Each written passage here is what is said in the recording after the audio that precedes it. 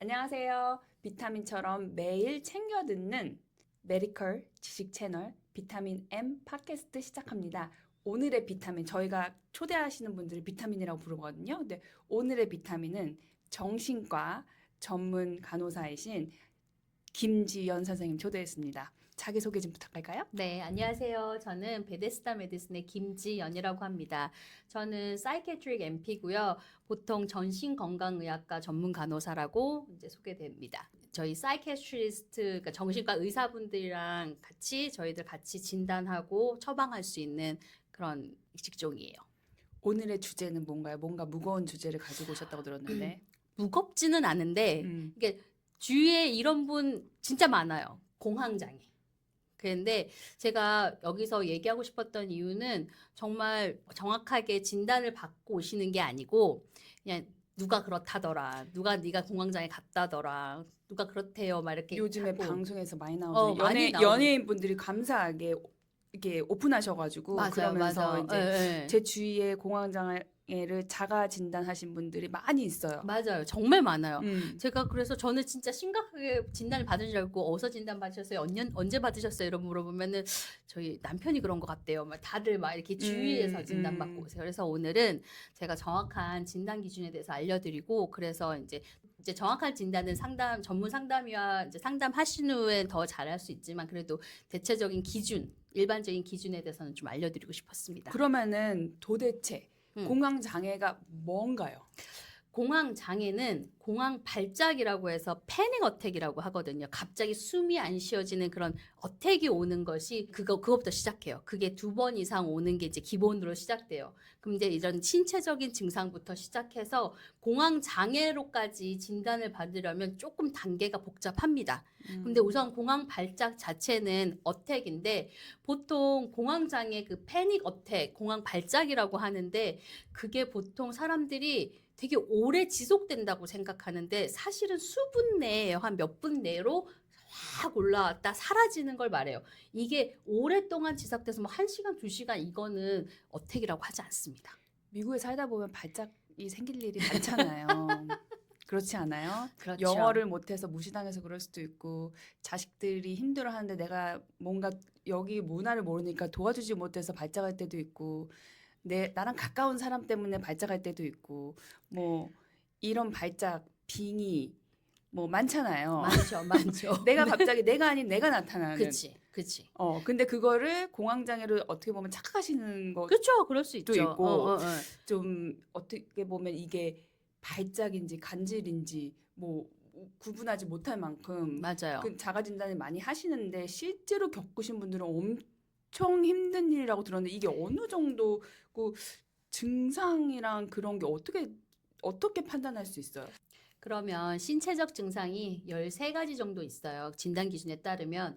그래서 어택이 왔을 때 이 중에 4가지 이상 증상이 나타나면 우선 패닉 어택이라고 얘기를 하는데 신체적 증상을 이해하기 쉽게 얘기하면 머리부터 시작하면 이제 머리가 아프다거나 머리가 띵하다거나 그리고 가슴이 쪼여온다거나 가슴이 답답하거나 아니면 숨을 쉴 수 없다고 느끼거나 아니면 이제 가슴이 막 콩닥콩닥 뛰거나 그리고 이제 내려오면 배가 많이 아프고 복통이 일어나고 그다음에 손끝 발끝이 이제 쩌릿쩌릿하게 넘네스 팅글링이라고 보통 얘기하는데 좀 넘하기도 하고 팅글리하기도 하고 그리고 막 떨리기도 하고 이런 증상이 있고 이제 심리적인 증상으로는 죽을 것 같은 공포감을 느끼고 불안감을 느끼는데 이것이 뭐 어떻게 표현하면 가장 적절하게 표현할까 생각해 보면 어두운 길을 혼자 가다가 총을 든 괴한을 딱 앞에서 맞닥뜨릴 때 그 공포감을 느낀다고 해요. 그 패닉 어택이 오는 그 그거는 순간에는. 거의 내가 태어나서 한 번도 겪지 못하는 엄청난 공포인데요. 그렇죠. 그런 공포심이 1분 안에 확 올라오는 거예요. 그래서 이제 그분들이 숨을 쉴 수 없을 만큼 힘든 그런 패닉 어택이 오는 거죠. 그러면은 그런 14가지의 이런 여러 가지 증상 중에서 사실 신체적인 증상을 숨 막히고 뭐 구토 증상이 오고 이게 막혀오는 거는 우선은 이게 공황 장애일 수도 있지만 실제적으로 이 증상들은 또 병원에서 응급처치를 해야 되는 그런 증상으로 피 검사를 하거나 아니면은 이걸 찍어서 봐야 되는 거니까 우선은 어쩔 수 없이 병원에 가서 신체적으로 병원에 맨 문제가 처음에 있는지 가죠. 예, 예, 가서 맞아요. 거기서 이제 리퍼럴을 해주는 거 다 정상이 이 나오면 정도로 막 신체적 증상이 나오면 근데 이게 수분내로 가라앉아요. 아 그게 빨리 가라앉으니까 빨리 가라. 이게 오래 가면은 패닉 어택이 아니에요. 그래서 아마 앰뷸런스 타고 가는 도중에 좀 멀쩡해질 거예요. 그래서 그렇구나. 보통은 막 이렇게 가슴이 쪼여고 답답하면 보통 카디올리 찾아가면 별로 아무것도 안 나와요. 보통 공황장애이신 분들은 괜찮다고 뭐 MRI 찍어 나오면 괜찮다고 그러고 다 괜찮은데 이제 그게 반복되면 이제는 그제서야 이제 정신과를 보통 찾아오시죠. 그러면 옆집 아줌마, 뒷집 아줌마, 앞집 언니가 생긴 그 공황장애 중에 이 13가지 중에서 4가지가 꼭 있어야 네. 되고 네. 그다음에 짧은 시간 내에 딱 그런 거죠. 생기는 그런 게 근데 이게 2번 이상 오면 이제 공황장애 진단을 할 때 패닉 디스오더 할 때 기본적으로 2번 이상 있었어야지 진단 기준 첫 걸음이에요. 그게. 조금 이해가 가네요. 그럼 이런 공황장애가 오는 원인이 뭐예요? 이게 교감 신경의 활성화라고 얘기하는데 보통 이제 무서운 걸 맞닥뜨렸을 때 사람 신체적 반응이죠. 그게 너무 활성화되어 있는 거예요. 보통 불안감이 높은 사람들이 이 교감 신경이 많이 활성화되어 있어요. anxiety disorder라고 보통 불안장애 하죠. 항상 걱정이 많고 이런 분들이 상황이 심각해지고 또 심각해지다 보면 공황장애까지 이르는 경우가 많아요. 왜냐하면 공황장애는 큰 카테고리로 보면 이제 anxiety disorder 중에 하나예요. 근데 이제 우리가 다들 여기 미국에서 다들 세컨 랭귀지를 가지고 한국의 문화를 가지고 여기 새로 온 곳에서 정말 스트레인저들과 함께 지내잖아요.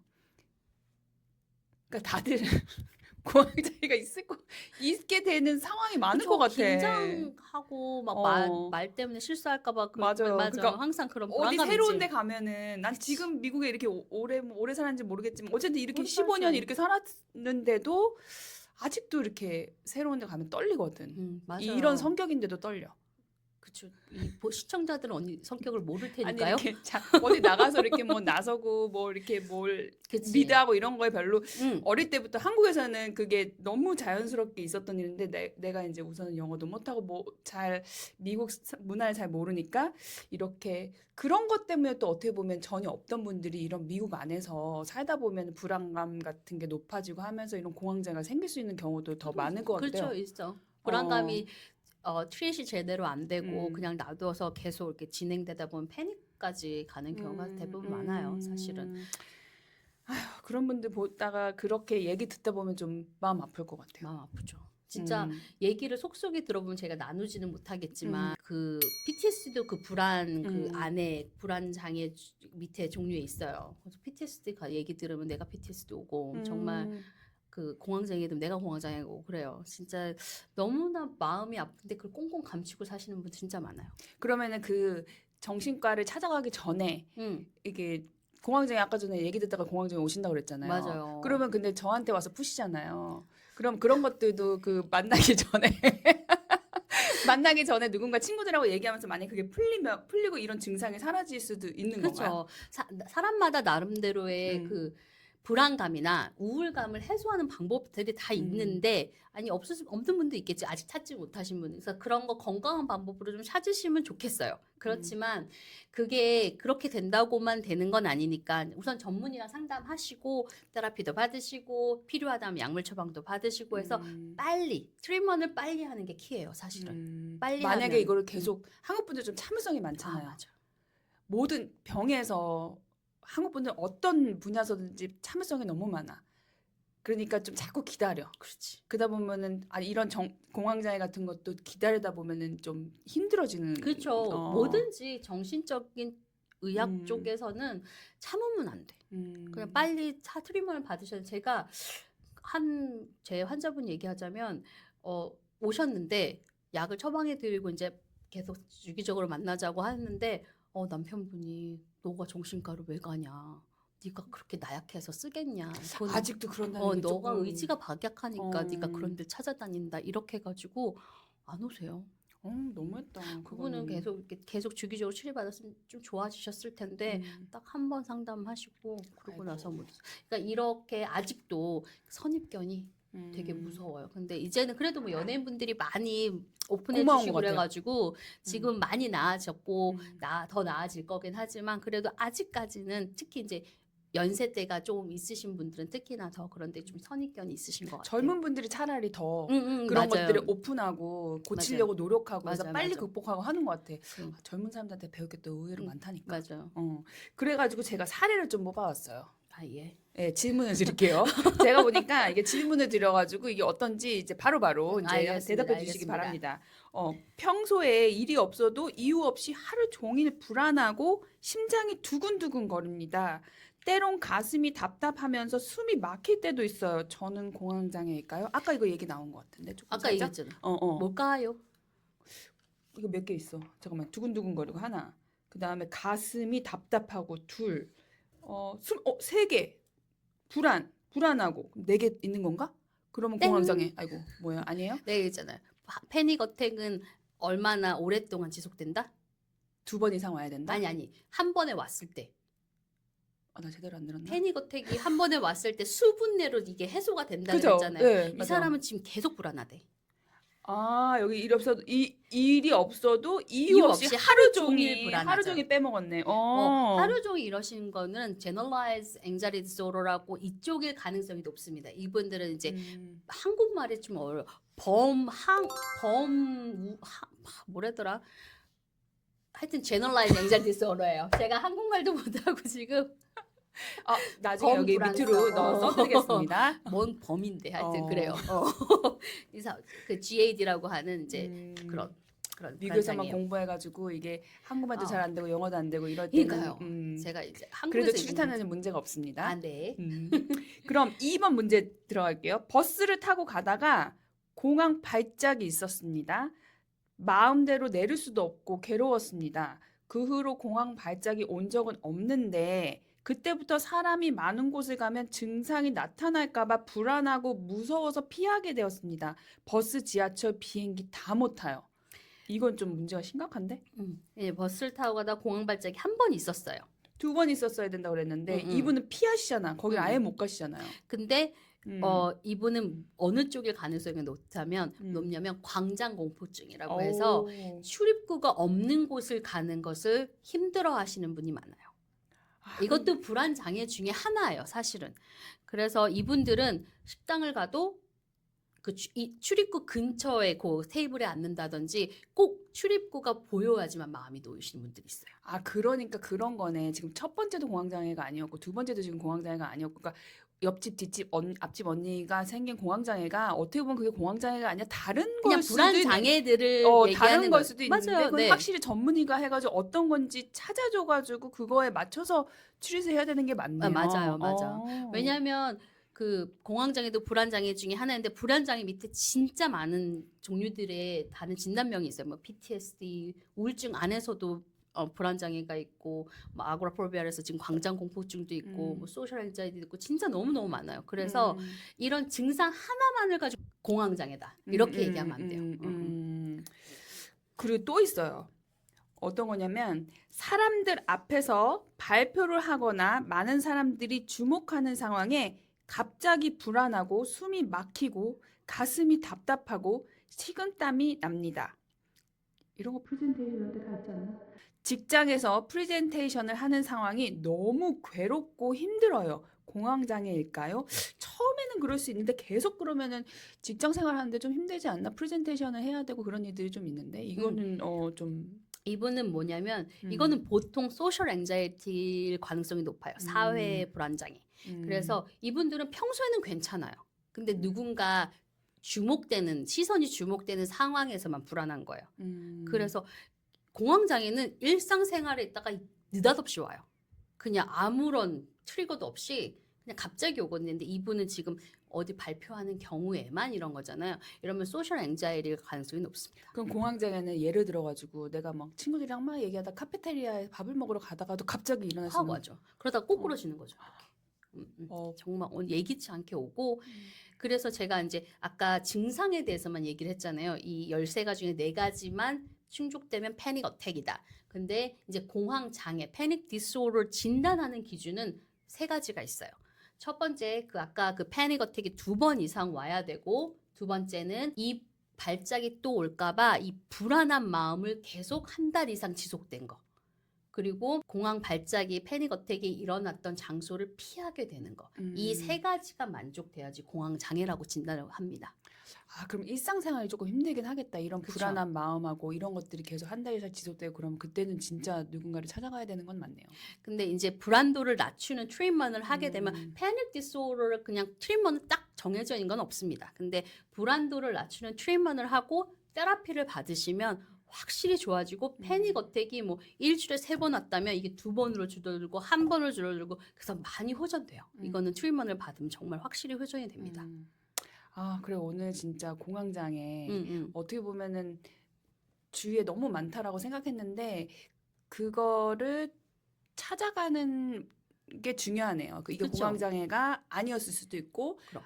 어떤 다른 종류의 그 병이었을 수도 있고 하니까 찾아서 그거를 해결하는 게 그러려면 어쩔 수 없이 누군가를 찾아가서 도움을 받아야 되네요. 근데 맞아요. 앞에 신체적인 증상이 있으니까 신체적인 증상이 생길 때는 우선은 무조건 병원에 가셔서 피 검사하고 아니면 찍어야 되는 걸 찍어보고 다 검사를 해서 다 네게티브 나오는 경우에 그래도 몇 분이라고 해도 그게 또 혹시 그런 진짜 신체적인 문제가 있을 수 있으니까 그런 거를 다 검사를 하신 다음에 이제 정신과 쪽으로 한번 다시 검사해 보는 게 좋을 것 같아요.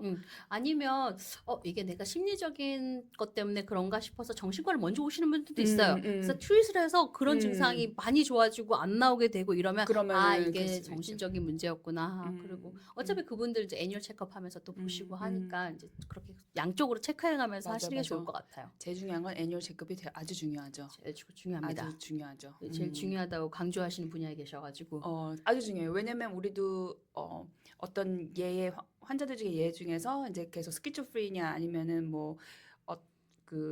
바이폴러 해서 여러 가지 증상이 있어서 그걸로 계속 한 10년, 15년 치료를 하셨는데 한 번도 MRI 찍지 않으신 거예요. 그래서 MRI 찍어서 보니까 나중에 앞에 브레인 쪽에 튜머가 있었어요. 계속 자라고 있었어요. 그랬더니 이제 그게 이제 그런 증상으로 나타났던 거야. 그렇지. 그러니까 저는 메디컬리 우선은 모든 게 클리어된 상태에서 그런 것도 하고 같이 양쪽에서 같이 하는 거가 더 건강하고 맞는 것 같다라는 생각이 드는 거예요. 오늘 너무 감사해요. 공황장애에 대해서 좀 정리를 해주셔가지고 감사하고 또 마지막으로 우리 비타민 M을 듣고 계시는 분들한테 해주실 말. 공황 장애는 딱 처음부터 공황 장애로 딱 오진 않나요. 이제 뭐 패닉 어택부터 시작해가지고 불안 장애가 계속되고 이러는데 여기 이런 증상들은 트리트먼이 좀 빨리 시작되면 시작될수록 아웃컴이 좋아요. 그러니까는 그 치료 그 효과가 훨씬 커요. 그러니까 그런 걸로 아마 대인 관계에서나 직장 생활에서나 집에서나 학교에서나 힘드시다고 느끼신다면 빨리 전문의를 만나셔가지고 치료를 빨리 시작하시는 게 정말 좋습니다. 오늘 정말 공황장애에 대해서 전체적으로 이렇게 훑어주셨는데 너무 좋은 정보를 알게 돼서 감사하고 여러분 미국에서 사는데 힘들잖아요. 힘내세요. 제가 뭐 할 수 있는 말은 없고 힘내시고 우리 바이타민 M에서 어떻게든 여러 가지 면에서 여러분들을 도와드리려고 노력하겠습니다. 어디에서 혼자 계시는 분들도 정말 저희가 힘이 될 수 있도록 노력하겠습니다. 들어주셔서 감사합니다.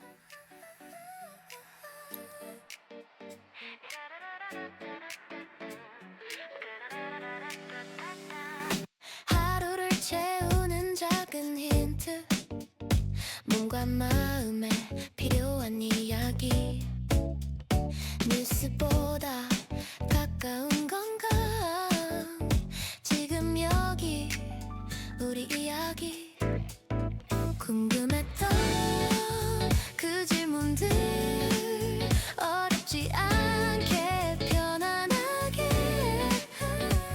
전문가의 시선으로 삶에 도움이 되는 순간